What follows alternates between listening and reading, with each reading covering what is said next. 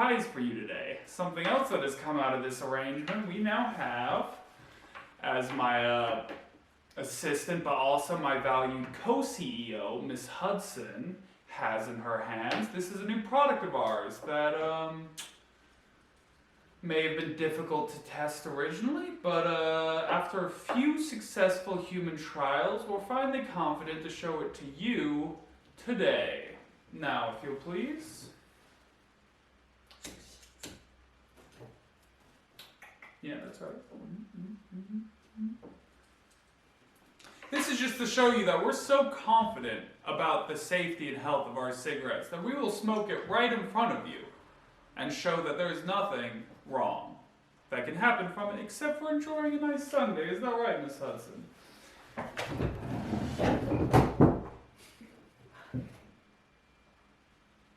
I feel weird. You feel weird? Mm. Oh, that's just fine. Let me... Our products are perfectly safe.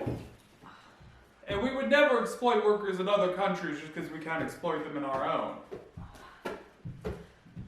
I spoke it myself, and it isn't one single thing that's happened for me that I haven't been able to do with little. Hi there, I'm Anna Beros, stand-up comedian and producer in Berlin.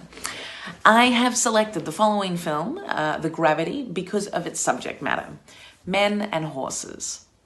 I like men, and if I had to fuck an animal, it'd be a horse. Just a fondle, not the whole thing.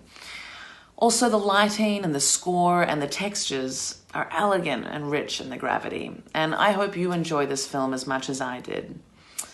Please come and check out my shows once Corona's over, Adults Only, Punch Up, and Glory Hole Comedy, and ponder the question, which animal would I fuck?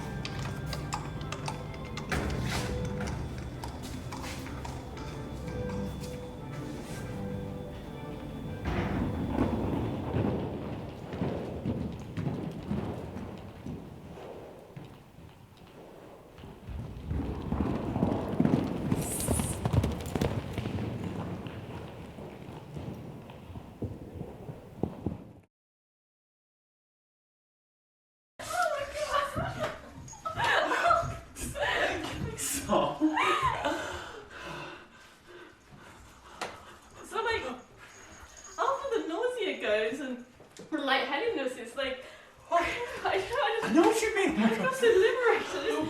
I can't stop watching myself. You gotta have some more. Oh my God.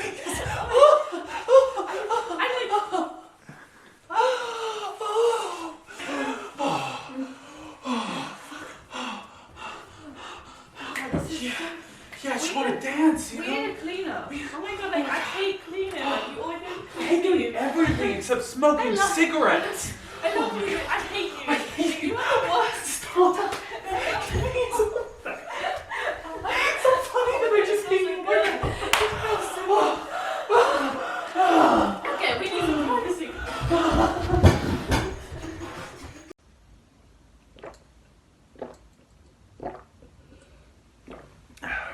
Oh, hi. I didn't see you come in there.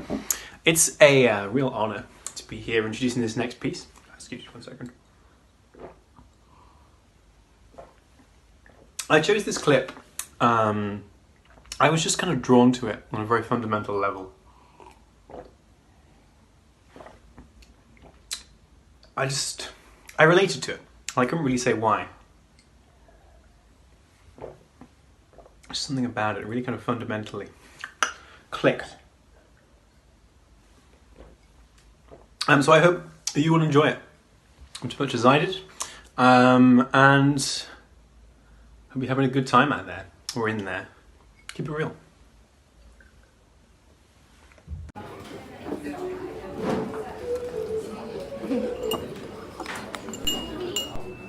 And I was like, maybe buy me a taquito first? Hey, do you know where the bathroom is?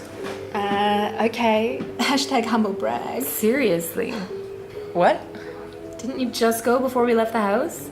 Yeah, and now I need to go again. Is that okay? Okay, we get it, okay. You have a tiny bladder.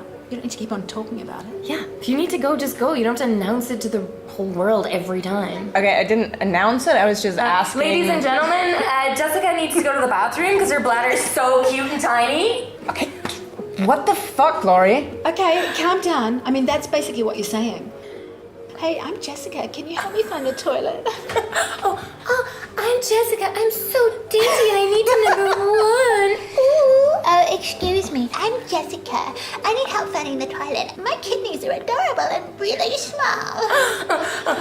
Oh, Miss Jessica. Miss so adorable. Being adorable.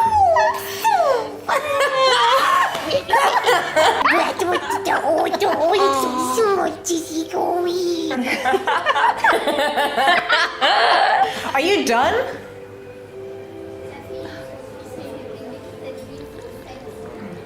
Okay, this is insane. I do not think it's cute to have to go often. If anything, it's an inconvenience. If you have to pee all the time because you have a... God, okay, we get it. You have tiny, petite organs, and they can't hold urine like us big husky monsters. Yeah, loud and clear, Jessica. You're a tiny little pea teacup, and we're just two giant fucking piss vats who just store ammonia up for days and days and days and days and days and days, and then we leak it into the river and get sued by the EPA for being gross. I would never say I... Down the corridor to the left. You guys... Down the corridor to the left. Just go.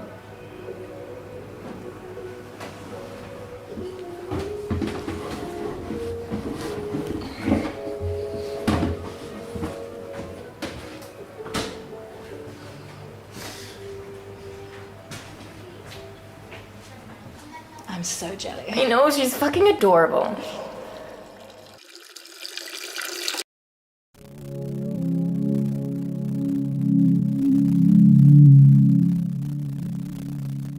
Welcome back to the latest update from the Swenson and Hudson Big Tobacco Corporation. Now, as you know, we have always been a big supporter of animals and everything that has to do with those furry little creatures that make our lives better. Unfortunately, to go along with these new arrangements of ours, we are going to have to sacrifice one animal.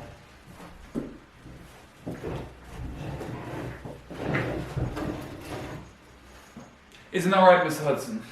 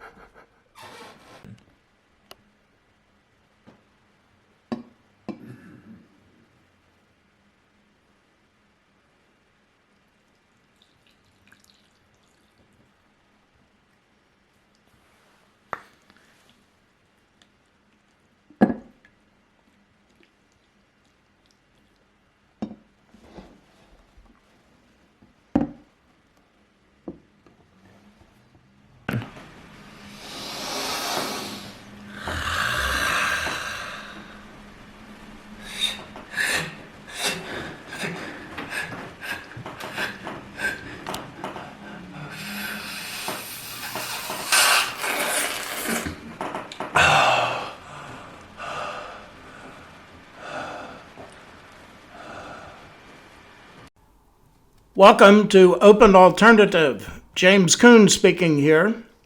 The next piece, entitled This is a Difficult Email to Send, is a collaborative effort between Saul Lee, who made the video, and Gordon Williams, who created the sound, some of it live and some electronic. Inspired by an actual email, Williams describes this piece as conveying a sense of inevitability after learning of the closing of a cooperative despite an immense effort from the community to save it. My own view is that the piece goes beyond that. It conveys an immense tension and undercurrent of fear and uncertainty that accompanies either receiving bad news in an email or being required to write such an email, knowing the pain that the news will cause, but having no other option.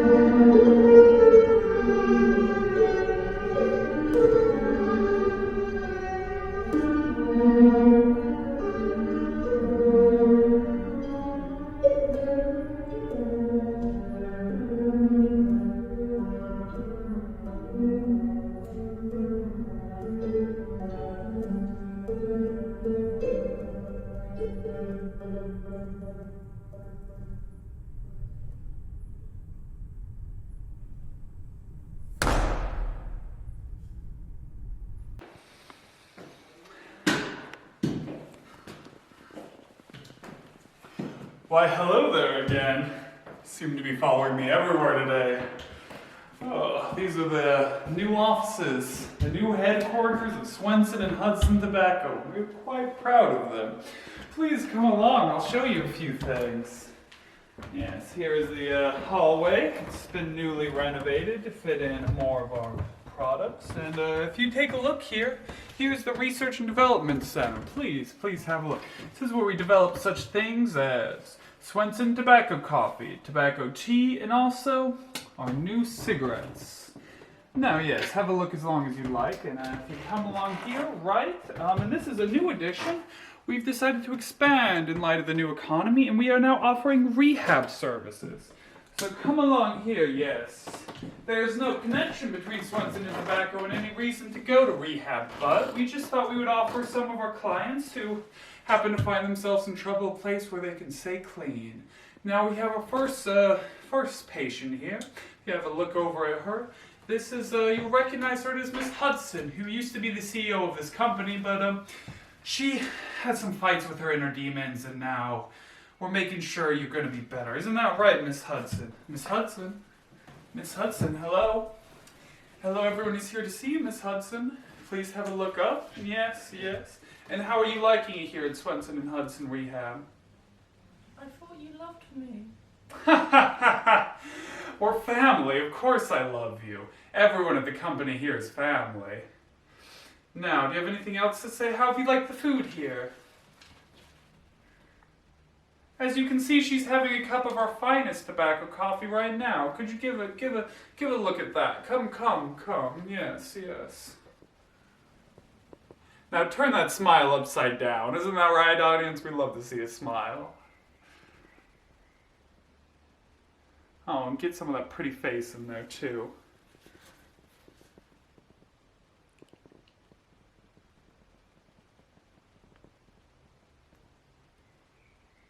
Oh, she's shy. Excuse me, we should, Yes. Well, if you'll excuse me, in light of this new happening with Frau Hudson, I think I have something that I need to do. Farewell.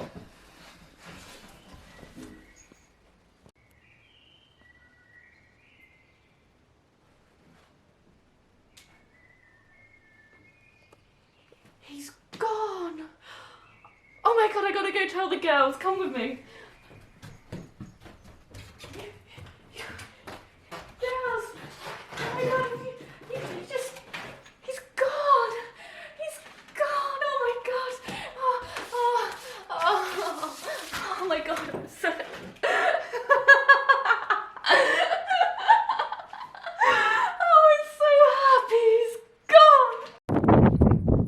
Hi, it's Lady Gaby here, and I wanted to tell you all about the movie I just saw, Sexy Quarantine.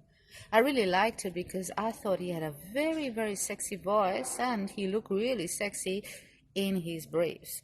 And also, I do agree with him about parents talking and keeping an eye on you all the time. I loved his tips about how to deal with your parents and how to keep an eye on them. And I hated that great techno music that he was playing in between. But it was very enjoyable, daring, and worth watching. I hope you enjoy it just as much as I did. Sexy Quarantine. By the way, talking through this mask is a pain in the ass. Anyway, see you soon and good luck, Sexy Quarantine filmmaker. Hey folks, Ben here. Now one thing we're talking a lot about nowadays is all the conference calls that we're having with colleagues as a result of the coronavirus. But there's one thing we should be talking about even more, because I think it's even more traumatizing, and that is all the calls we're having with our parents. Because I don't know about you, but up until this whole thing started, I could easily get away with speaking with my mom and dad on the phone probably once a week, maybe even once every 2 weeks. And that's not because I don't love them dearly. It's just because, like all parents, my parents say some crazy shit, and you only need that in limited doses. But because of the pandemic, we're worried more than ever about the loved ones in our lives, and that's why I wanted to give you my favorite tips for dealing with those quarantine calls with your parents on today's episode of The Sexy Quarantine.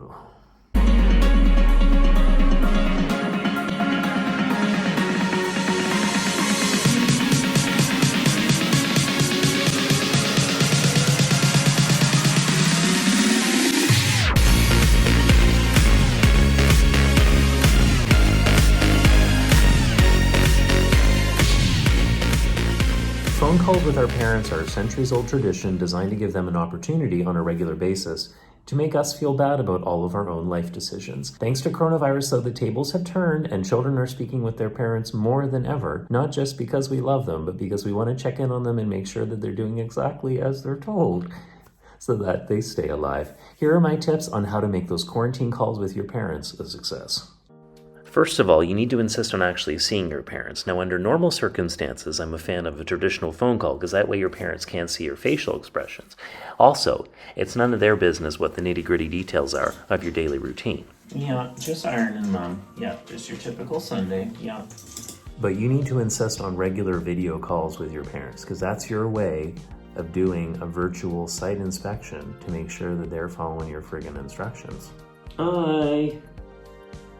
Hi there.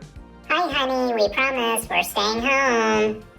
Wonderful. Just like we discussed, that's awesome. Mom, just one question for you. I wanted to ask, did a mani-pedi salon open in your house? Because it looks to me like you went out and got your nails done. You're busted. I don't know about you, but one of my mom's favorite lines is, well, dear, I know I probably shouldn't say anything, but I was looking at your social media the other day, and I just wanted to say...